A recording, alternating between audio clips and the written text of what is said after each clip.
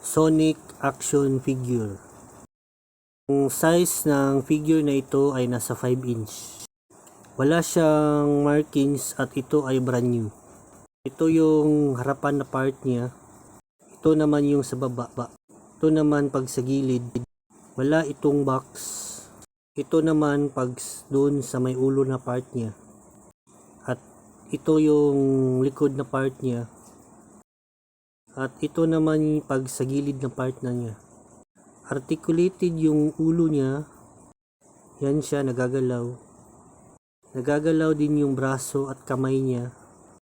Ganun din sa kabila, nagagalaw ang braso at kamay. Nagagalaw din yung boots niya. Rubber ang kanyang materials. Maganda ang kanyang quality.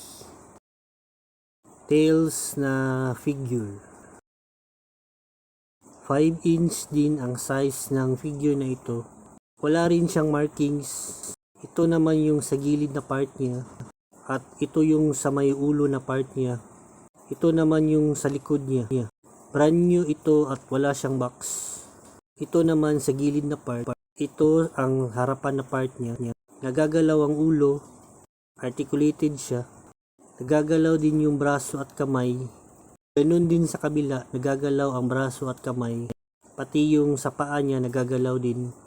Meron lamang siyang basic na articulations. Rubber din ang kanyang materials. Magkasing taas din sila nung Sonic na blue.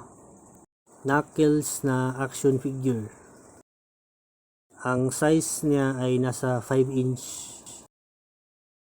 Wala siyang markings. Brand new ito at wala siyang box.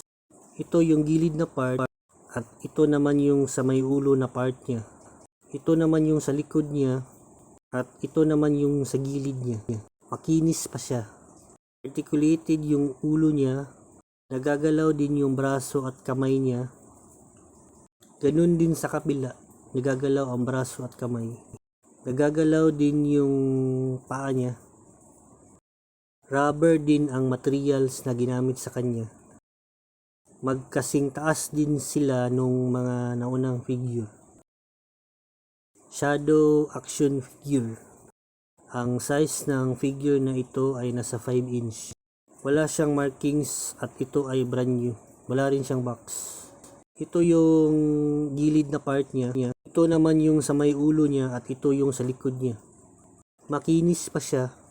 Wala siyang mga gasgas. Ito naman yung sa gilid na part niya at ito yung sa harap. Nagagalaw ang ulo. Ganun din ang braso niya. Ganun din sa kabila, braso lang at hindi ang kamay. Rubber din ang materials na ginamit sa kanya. Kasing size lang din sila nung mga naunang figure. Lahat sila ay rubber ang materials na ginamit. Pareho silang brand new. Wala rin silang box. Set ko silang nabili.